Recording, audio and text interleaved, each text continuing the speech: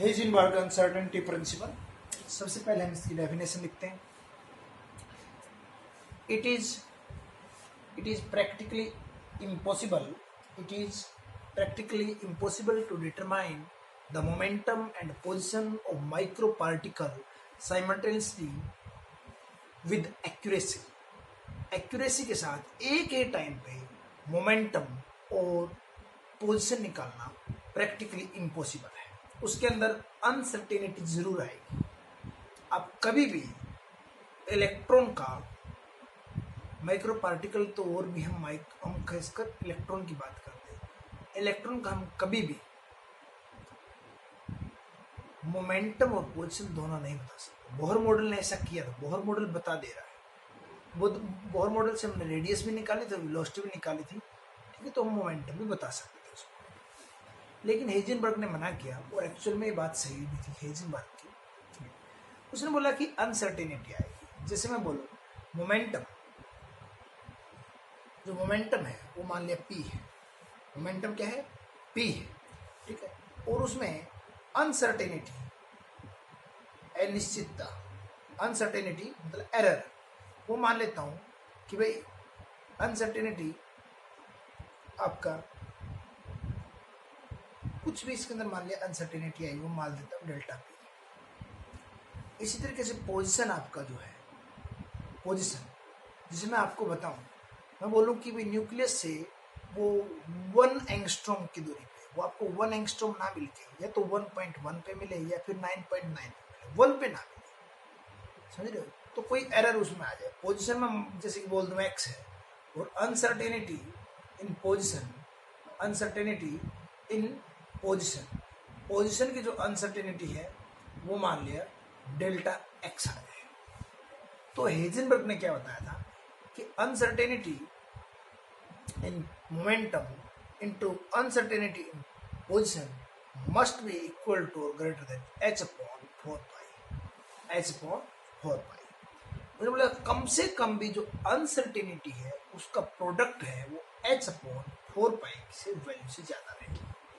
Delta P uncertainty in momentum is equal uncertainty in mv, यही formula होता है। मास में तो क्या अनसर्टेनिटी, मास तो एक्यूरेटली मेजर्ड है, तो किस में? m into delta we.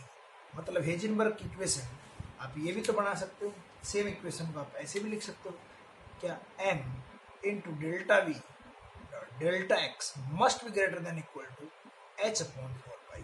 Minimum से मिनिमम भी आपका h/4 पाई होगा, m delta v dot delta x. ये है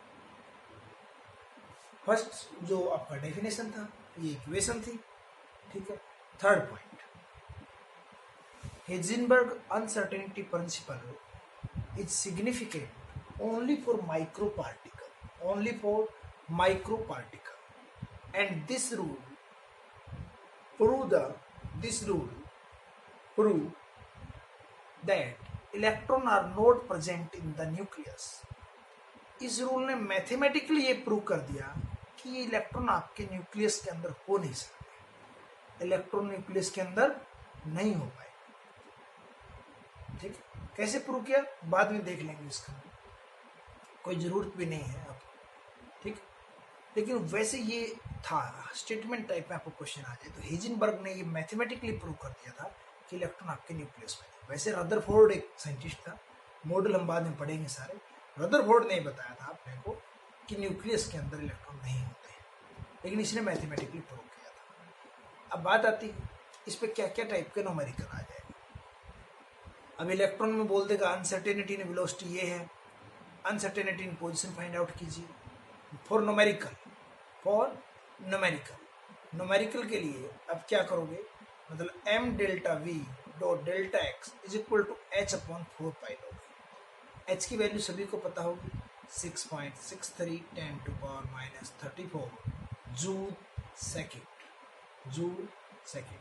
4 की वैल्यू पता, पाई की वैल्यू पता, मास देगा। डेल्टा वी और डेल्टा एक्स, इन दो में से एक क्वांटिटी आपसे पूछी जाती है और एक आपको देगा, ये है, ठीक। जिसमें आपको सिंपल है क्वेश्चन, डेल्टा वी ये मान लिया, डेल्टा वी आपको 5 मीटर पर सेकेंड है। जैसे मैंने बोला कि 40 मीटर पर सेकंड से कोई बॉल जा रही है, तो उसकी मैंने 40 मीटर बोला और उसमें एरर बोल दूंगा कि 5 है, तो मतलब उसके डेल्टा वी क्या हुआ 5 मीटर पर सेकेंड। डेल्टा एक्स बताइए, ठीक है। एम दे रखा आपको 10⁻20 kg। अब देखिए कैसे सोल्व करते हैं क्वेश्चन को।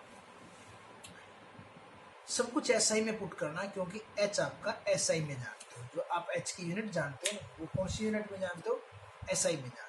तो एम मास इसमें एसआई में पुट करोगे 10⁻20 इंटू डेल्टा वी 5 मीटर पर सेकेंड एसआई में।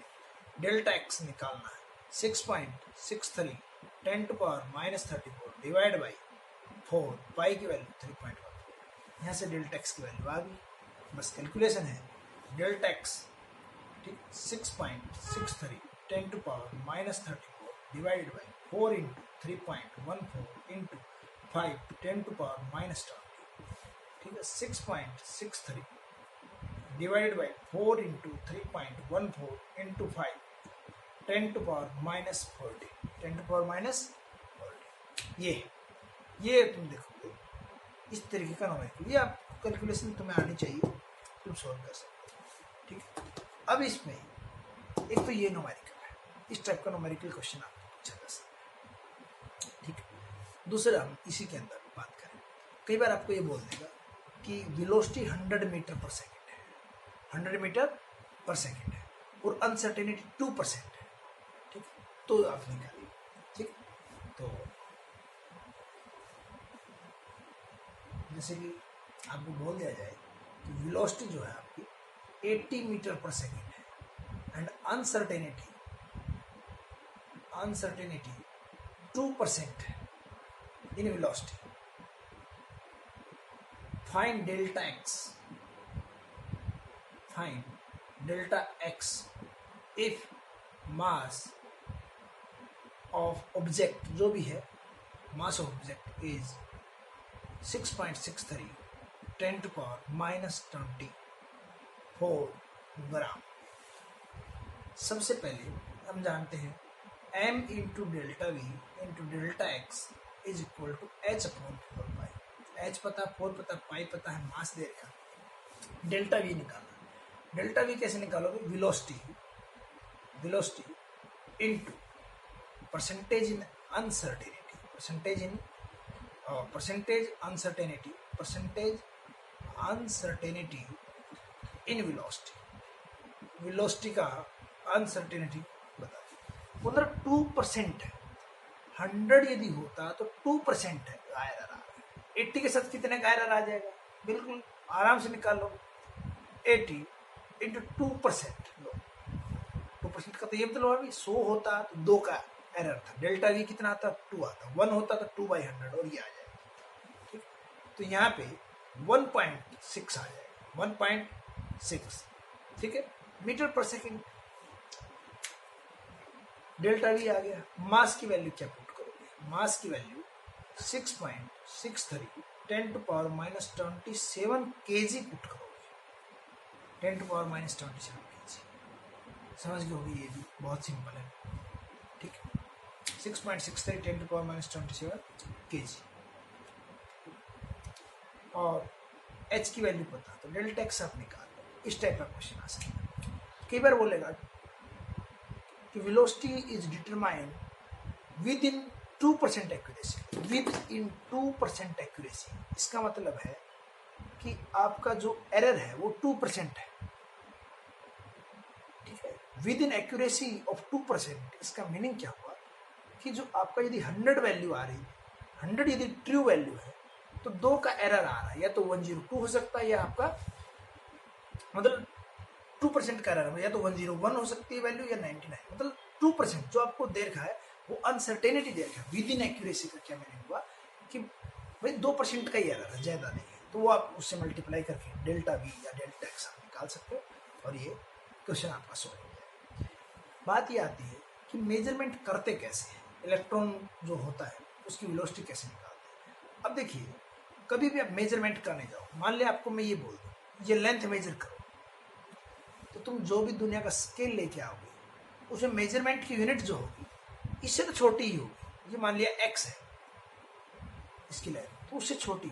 आप 1 मीटर का स्केल लेके आ जाओ और इसे मेजर करने लग जाओ, तो आप कैसे मेजर करो? 1 मीटर यहाँ तक, तो आप क्या पता बीच में यदि कोई छोटी यूनिट है ही नहीं इसमें, तो इसको कैसे मेजर करो? तो दुनिया में कभी भी आप मेजर करो ना किसी भी चीज को, तो जो उसकी वैल्यू है उसे छोटी यूनिट के साथ मेजर कर सकते हो। मेजरिंग इंस्ट्रूमेंट की यूनिट क्या हो? छोटी।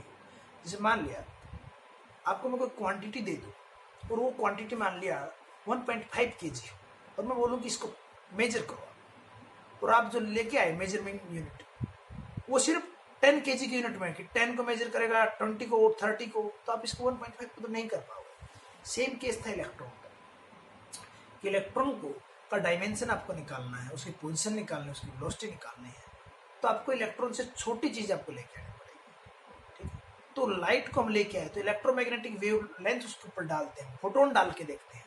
ठीक है, तो उसकी वेवलेंथ जो फोटोन डाल रहे हैं उसकी वेवलेंथ छोटा होना चाहिए उसके डायमेंशन से, इलेक्ट्रॉन में यही प्रॉब्लम होती है। जैसे मान लिया यहाँ पे इलेक्ट्रॉन है, ठीक है, अल्ट्रास्कोप अल्ट्रा माइक्रोस्कोप होता है उसमें, जैसे आपने फोटोन डाला, ठीक है, वो आपको पोजीशन तो बता देगा, लेकिन जब इसकी वेलोसिटी भी तो बढ़ा देगा भाई, कुछ तो एनर्जी दी है नहीं आपने, तो इसकी क्या बढ़ जाएगी? वेलोसिटी। तो इसलिए यदि आपने पोजीशन बता दी तो आप वेलोसिटी नहीं बता पाओगे, और यदि आपने वेलोसिटी सही बताई तो आपको पोजीशन गड़बड़ है। यही हेजनबर्ग ने बताया था। ठीक है, हेजनबर्ग अनसर्टेनिटी प्रिंसिपल, छोटे छोटे न्यूमेरिकल है वो आप समझ गए होंगे। लास्ट आता है Schrodinger wave equation. Schrodinger wave equation, Schrodinger wave equation. Schrodinger wave equation quantum model के अंदर सबसे इंपॉर्टेंट चीज है। तो जैसे पार्शियल डिफरेंशिएशन थोड़ा बहुत जानते होंगे, dy/dx, इसी तरीके से जो इलेक्ट्रॉन का जो मोशन होता है वो 3 डायमेंशनल होता है, और जैसे कोई मच्छर या कोई मक्खी होता है ऐसे चल रहा होगा, वो x axis, y axis, z axis, तो इलेक्ट्रॉन भी ऐसे एक्चुअल में चल रहा होता है। तो उसकी जो मोशन को रिप्रेजेंट करता है इसको हम बोलते हैं साई। जो ये है इसको हम क्या बोलते हैं? साई बोलते हैं, पी साइलेंट है साई। साई जो रिप्रेजेंट कर रहा है उसकी मोशन को रिप्रेजेंट कर रहा है कि किस डायरेक्शन में, तो उसको विद रिस्पेक्ट टू एक्स 2 बार डिफरेंशिएट किया गया, विद रिस्पेक्ट टू वाई किया गया, विद रिस्पेक्ट टू जेड किया गया, प्लस 8 एम जानते हो कि mass of electron, e minus v h square psi minus psi equal to 0 है। यहां से यहाँ ई क्या है? ई यहाँ टोटल एनर्जी है। ई क्या है? Total energy of the system है, total energy of the system. ठीक है, यहाँ पे वी पोटेंशियल एनर्जी है। बात ये है क्या ये कोई काम की चीज है? ये इक्वेशन डायरेक्ट पेपर में आ जाती है। Which of the following represent the Schrodinger wave equation for hydrogen atom. ठीक, ये है। तो ये आप गलती होती है, एच के ऊपर था या नीचे था, ये इक्वेशन आप रट लें। ठीक, किया क्या, इसको सोल्व किया गया, और ई जैसे इस ब्रैकेट को मैंने पूरा ओपन कर लिया, 8 pi square M by H square E, फिर माइनस में ये, और इस तरीके से किया। इस बहुत बड़ी क्वांटिटी को एच लिख देते हैं, इसको हैमिल्टनियन ऑपरेटर बोलते हैं, ये आपका एनर्जी है। तो ये जो साई है वो है क्या? साई एक्चुअल में इलेक्ट्रॉन की जो मोशन है वो इस तरीके की है, ये है, इलेक्ट्रॉन ऐसे चल रहा है। जो ये एम्पलीट्यूड है, ठीक है, ये आपका साई है, ये क्या आपका साई है। इसको, इस एम्पलीट्यूड को क्या बोला गया? साई बोला गया। तो ये साई एक्चुअल में रिप्रेजेंट क्या कर रहा है? साई एक्चुअल में कोई मीनिंगलेस क्वांटिटी नहीं है। साई का कोई मीनिंग नहीं निकलता, ये आपको मोशन ऑफ इलेक्ट्रॉन को रिप्रेजेंट करता है। क्या बताता है? Motion of electron. ये गंदी इक्वेशन, इसका कोई काम नहीं है, बिल्कुल इसे घबराने की जरूरत नहीं है। जो काम की चीज क्या है और क्या अपने को पढ़ना है वो मैं अभी बताता हूँ, 1 मिनट। इस इक्वेशन को सोल्व किया गया, ठीक है, और इस इक्वेशन से क्या अपने को मिलता है, ठीक है। ये यहाँ से टॉपिक शुरू होता है, वो आपका लिए जो था उससे घबराने की कोई जरूरत नहीं। साई हैव नो मीनिंग, इसका कोई भी मीनिंग नहीं, साई का कोई भी मीनिंग नहीं। लेकिन साई स्क्वायर, जो साई स्क्वायर होता है ये आपका मीनिंगलेस है। ओ सॉरी, साई स्क्वायर ये एक मीनिंग वाली चीज है। साई स्क्वायर की वैल्यू जब 1 हो जाती है तो वहां पे फाइंडिंग प्रोबेबिलिटी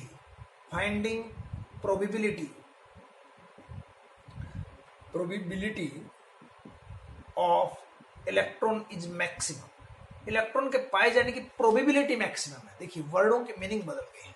बोहर मॉडल में हम बोलते थे इलेक्ट्रॉन यहाँ पाया जाएगा, यहाँ पे हम पाता है इलेक्ट्रॉन, ऐसे बोलते थे कि ये रेडियस है ये वेलोसिटी। यहाँ पे हम प्रोबेबिलिटी बताते हैं, 100% कोई नहीं श्योर है। क्यों? हेजनबर्ग ने अनसर्टेनिटी प्रिंसिपल दिया।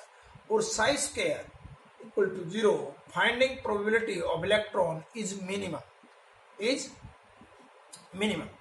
तो साई क्या है? एक वेव फंक्शन है भाई। जैसे आपका इलेक्ट्रॉन चल रहा हो, आप y इज इक्वल टू कोई भी एक फंक्शन बना दो, उस टाइप से एक फंक्शन है, ठीक है साई। और साई किस पे डिपेंड कर रहा है? इलेक्ट्रॉन का ये डायरेक्शन और मोशन बता रहा है, तो वो डिपेंड कर रहा है आपका x axis, y axis, z axis, तीनों डायरेक्शन में आपका जा रहा है। तो साई स्क्वायर 1 हो जाए, साई स्क्वायर 0 हो जाए। श्रोडिंगर इक्वेशन में ये दो चीजें आपको ध्यान रखनी। ठीक, क्या क्या होगा अभी हम देखिए, इसको सोल्व करते हैं और क्या क्या इसमें पढ़ते हैं। नेक्स्ट जो पॉइंट है, यहाँ से थ्योरी शुरू होगी और अपने काम की चीज शुरू होगी जो अपने एग्जाम में आती है, वो आउट ऑफ सिलेबस चीजें हैं, बस आपको इनका मीनिंग पता है, बहुत है। The solution of Schrodinger wave equation, solution of Schrodinger wave equation provide three quantum number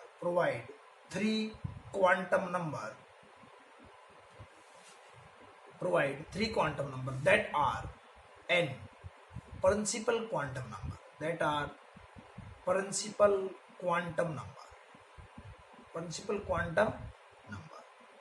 ये है। दूसरा l, तीसरा m। l azimuthal quantum number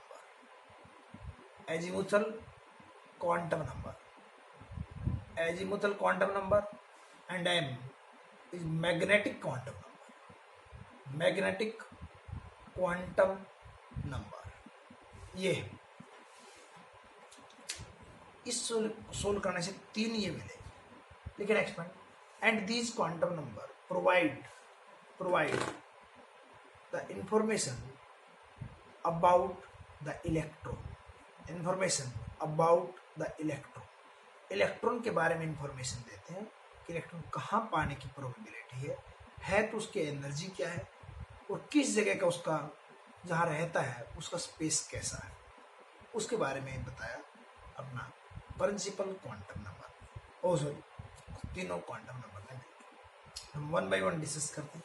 principal quantum number क्या चीज है? प्रिंसिपल क्वांटम नंबर सबसे पहले हम बात करते हैं प्रिंसिपल क्वांटम नंबर n है क्या चीज? n, ठीक, देखिए it represent the orbit number और सेल नंबर और energy level in an atom. एक एटम के अंदर एनर्जी लेवल, ऑर्बिट नंबर, या सिंपल बोल दूं, ये जो सर्कल होता है उस सर्कल के नंबर को ही बोलते हैं। इस सर्कल का जो नंबर है उसी को बोलते हैं प्रिंसिपल क्वांटम नंबर। अब मैं बोल दूं n इज इक्वल टू 2, मतलब यहाँ पे बात चल रही है, वो यही n है जो बोहर मॉडल में यूज हुआ था। n इज इक्वल टू 1, यहाँ पे बात चल रही है। n इज इक्वल टू 3, ये यहाँ की बात कर रहा है। इन सर्कल के नंबर को प्रिंसिपल क्वांटम नंबर बोलते हैं। ये आपको क्या बताता है? ये आपको सबसे पहले ये बताता है किस सर्कल में आपका इलेक्ट्रॉन है। जिसमें बोलूँ n इज इक्वल टू 5, तो आप समझाओ 5वें सर्कल है जो न्यूक्लियस कर रहा हूँ, उसमें इलेक्ट्रॉन आपका बैठा हुआ। क्या क्या इन्फॉर्मेशन देता है? It provide the energy, radius, velocity, angular momentum of an electron का एंगुलर मोमेंटम पता करना, वेलोसिटी, रेडियस, बहुत सारी चीजें पता करनी है तो आप n की हेल्प लेते थे। याद होगा बोहर मॉडल में बहुत अच्छे से हमने इसकी हेल्प ली। n की वैल्यू क्या क्या हो सकती है? n पॉसिबल वैल्यू क्या हो सकती है? 1, 2, 3, 4, 5 इंटीजर हो सकती है। पहले इनको हम k, l, m, n बोलते थे, बहुत कम डिस्कवर्ड थे, इसलिए आजकल बहुत ज़्यादा डिस्कवर्ड हो गए, तो इस तरीके से बोल देते हैं। इनफाइनाइट तक ये काउंटिंग जाएगी। तो n प्रिंसिपल क्वांटम नंबर है और n ने क्या बताया है आप समझ लो। बहुत काम की चीज़ें हैं, बहुत आसान है, ठीक है। दूसरे नंबर पे आया। अब देखिए इलेक्ट्रॉन कैसा होता है। इलेक्ट्रॉन जैसे तुम हो, कोई स्टूडेंट हो, किसी स्कूल में पढ़ रहे हो, किसी क्लास में, जैसे तुम 11th क्लास में पढ़ रहे हो और मान लिया तुम आरपीएस में, मान लिया मतलब पढ़ ही रहे हो, आरपीएस में पढ़ रहे हो, तो कोई तुम्हारा एग्जैक्ट मतलब इंफॉर्मेशन चाहिए किसी को तुम्हारे बारे में, तो क्या बताया जाएगा? सबसे पहले जैसे तुम्हारा कोई मकान हो, घर पे हो, तो हम बताएं जैसे कि कहाँ पे, सबसे पहले उसकी सिटी का नेम बताएंगे, जैसे गुरुग्राम, ठीक है। फिर हम बोलेंगे जैसे सेक्टर 50, ठीक है। सेक्टर 50 में फिर बोलेंगे मकान नंबर ये। तो ऐसे आपका एड्रेस दिया जाता है। इसी तरीके से इलेक्ट्रॉन का एड्रेस भी कैसे दिया जाता है, सबसे पहले बताया जाता है उसका कौन से ऑर्बिट में मिलेगा। प्रिंसिपल क्वांटम नंबर ये बताएगा किस ऑर्बिट में मिलेगा। अब एक ऑर्बिट में गुड़गांव जैसे है, ऑर्बिट क्या हो गया, गुरुग्राम आपका ऑर्बिट हो गया। अब गुरुग्राम में बहुत सारे सेक्टर हैं, तो इसीलिए एक ऑर्बिट में, ठीक है, ये ऑर्बिट इसमें बहुत सारे सब ऑर्बिट है, या बोल दूं सब सेल है। एनर्जी लेवल में सब एनर्जी लेवल है, बहुत सारे, उनको सब सेल बोलते हैं, ठीक है। वो कौन बताएगा, वो आपका एजीमुथल क्वांटम नंबर बताएगा, एल, एजीमुथल क्वांटम नंबर, ठीक। अब आपको बता दिया कि सेक्टर 50, और सेक्टर 50 में ऐसा थोड़ा है कि सेक्टर 50 में तुम अकेले ही रहते हो, बहुत सारे हैं, तो उसके साथ आपको आपका हाउस नंबर भी बताना पड़ेगा। तो इसीलिए इलेक्ट्रॉन के लिए भी 3 चीजें बतानी पड़ती है। पहला ऑर्बिट नंबर, सेल नंबर, कौन सा चक्कर में, कौन से सर्कल में है। सेकेंड सब सेल, सेल के अंदर सब सेल होता है, और सब सेल के अंदर जो होता है वो ऑर्बिटल होता है। ऑर्बिटल वो आपको बताएगा मैग्नेटिक क्वांटम नंबर, ठीक है। ये चीजें हैं। तो दूसरा हम बात करते हैं सेकेंड हम बात करेंगे azimuthal quantum number. Azimuthal quantum number, azimuthal quantum number,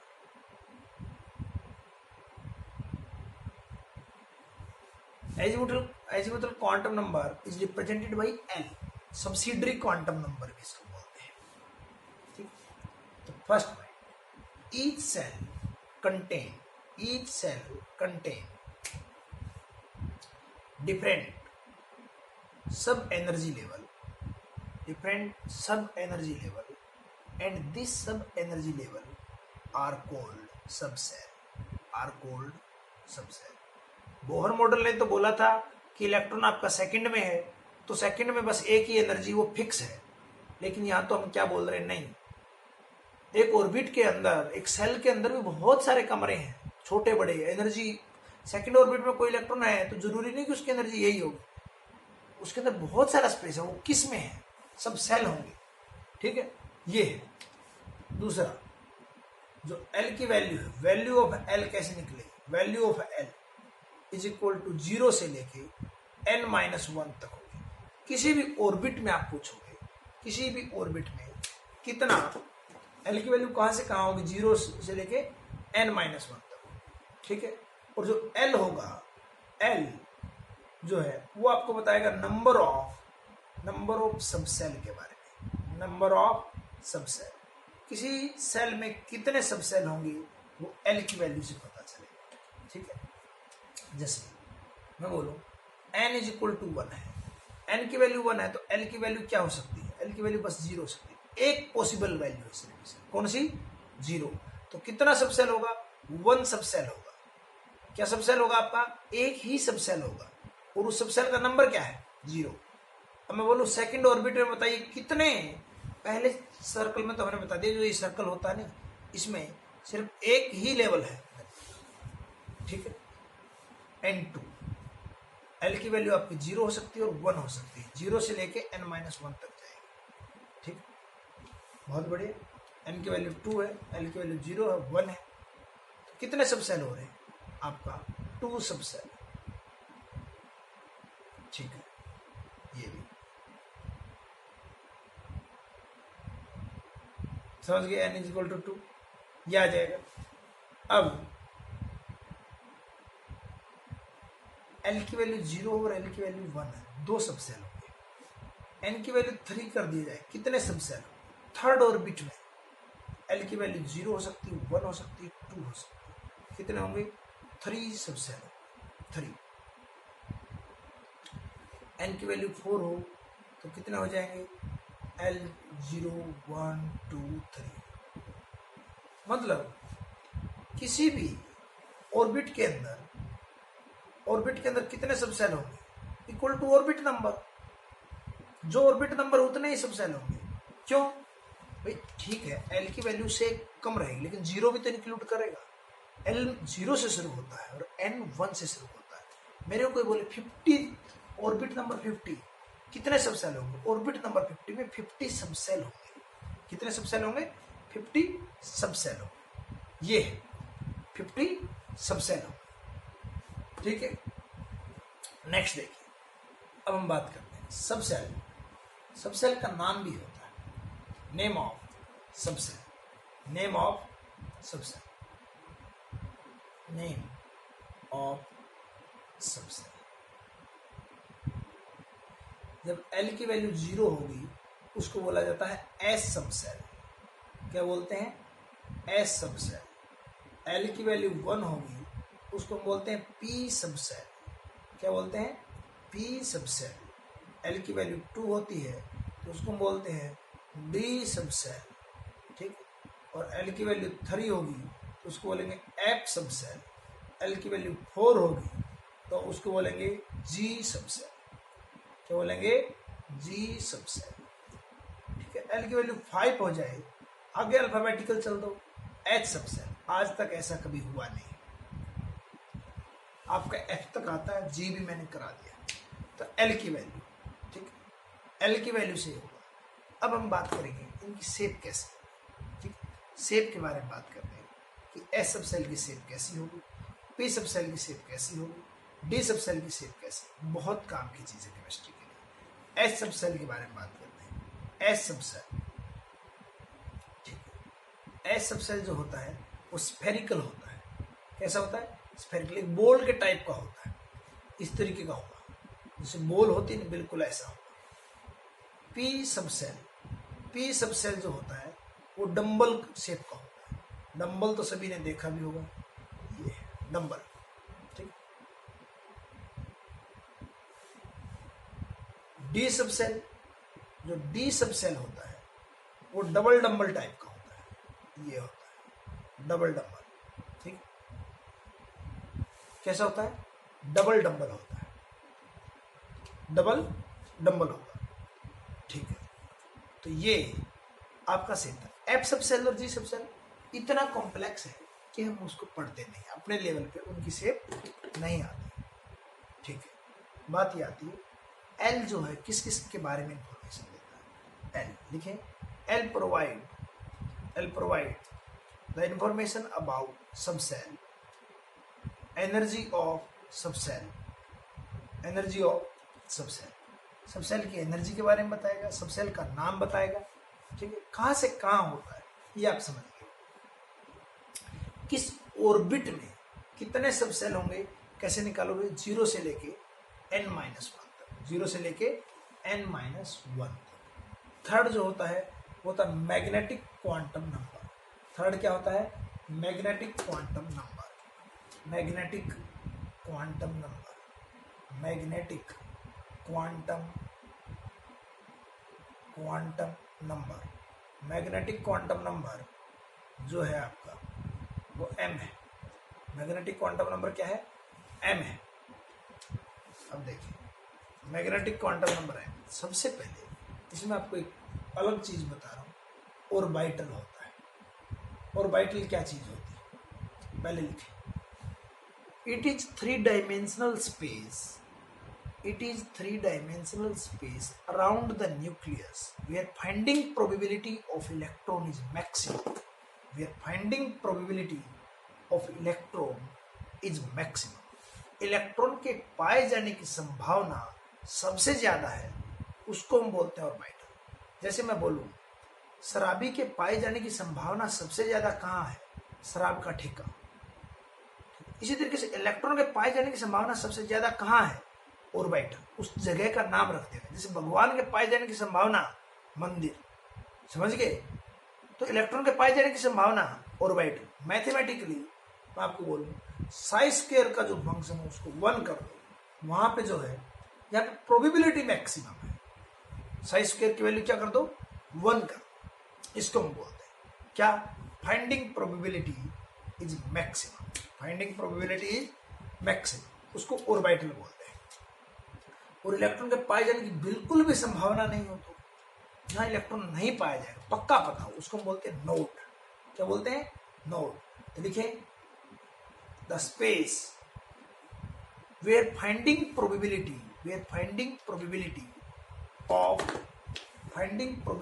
of electron is minimum means psi square is equal to 0. psi square की वैल्यू 0 हो जाए, वहां पे आप बोल सकते हो कि यहाँ पे इलेक्ट्रॉन पाए जाने की संभावना मिनिमम है। तो आपको क्वेश्चन भी मिलते हैं, आपको श्रोडिंगर वेव इक्वेशन देगा और श्रोडिंगर वेव इक्वेशन में बोलेगा बताइए नोड कहाँ पे बनेगा, तो आप उसका स्क्वायर करोगे और उसको 0 के बराबर पुट कर दोगे, वहां से आपको वैल्यू आ जाएंगे। जैसे तुम क्वाड्रेटिक इक्वेशन करते थे x square minus x minus 12 is equal to 0, ठीक है। तो बताइए कहाँ पे x की वैल्यू 0 हुई, तुम निकालते थे minus x plus 3x is equal to minus 12 is equal to 0, तो x is equal to minus 4 और एक x is equal to plus 3 is equal to, x की वैल्यू 4 आ गई और x की वैल्यू माइनस 3 आ गई। ये आपको डिस्टेंस आ जाएंगे न्यूक्लियस से, जहाँ पे आपको नोड मिलेगा। तो जो साई की वैल्यू देंगी, ठीक है, इसको स्क्वायर कर दीजिए और वहां से आपको पता चल जाएगा किस किस पॉइंट पे इलेक्ट्रॉन पाए जाने की प्रोबेबिलिटी 0 है और कहाँ पे प्रोबेबिलिटी पाए जाने की मैक्सिमम है। अब जो ये m होता है ये क्या इंफॉर्मेशन देता है, ठीक है। m provide the idea of orbital, m provide the idea of orbital. Orbital का आइडिया कौन देता है, m देगा। ऑर्बिटल का आइडिया कौन देगा, m। कितने ऑर्बिटल होंगे, क्या क्या नाम रखे जाएंगे, सारा आइडिया m देगा। फोर्थ जो इंपॉर्टेंट पॉइंट है, m की वैल्यू कैसे लिखोगे, माइनस l से शुरू करोगे, 0 से होते हुए प्लस l तक जाओगे, 0 भी लिख लो। जैसे मैं बोल दूं कि l की वैल्यू 0 है, l की वैल्यू 0 है तो m की वैल्यू भी 0 है, पक्का है, ठीक है। मैं बोल दूं l की वैल्यू 1 है तो m की वैल्यू क्या क्या पॉसिबल है, minus l, 0 plus l। l की वैल्यू 2 है तो m की value minus 2, minus 1, 0 plus 1 plus 2। l की वैल्यू 3 है तो m की value minus 3, minus 2, minus 1, 0 plus 1 plus 2। ये नंबर ऑफ ऑर्बिटल है। इसमें कितने ऑर्बिटल है, 1 ऑर्बिटल है। कितना ऑर्बिटल है, 1। इसमें कितने ऑर्बिटल है, 3 ऑर्बिटल है। कितने ऑर्बिटल है, 3। जितने नंबर है उतने ऑर्बिटल। इसमें कितने हैं, इसमें 5 ऑर्बिटल है। इसमें कितने हैं, इसमें आप देखोगे 7 ऑर्बिटल प्लस 3 क्या आएगा, 7 ऑर्बिटल। तो कितने ऑर्बिटल होंगे ये बात कौन बताएगा, ये बात आपको बहुत अच्छे से बताई जाएगी, किसके द्वारा, m, magnetic quantum number, magnetic quantum number, ठीक है। इनके क्या क्या नाम रखेंगे वो हम पढ़ते हैं, ठीक है। तो मैग्नेटिक क्वांटम नंबर क्या चीज है और मैग्नेटिक क्वांटम नंबर की वैल्यू कैसे निकालेंगे, सबसे इंपॉर्टेंट ये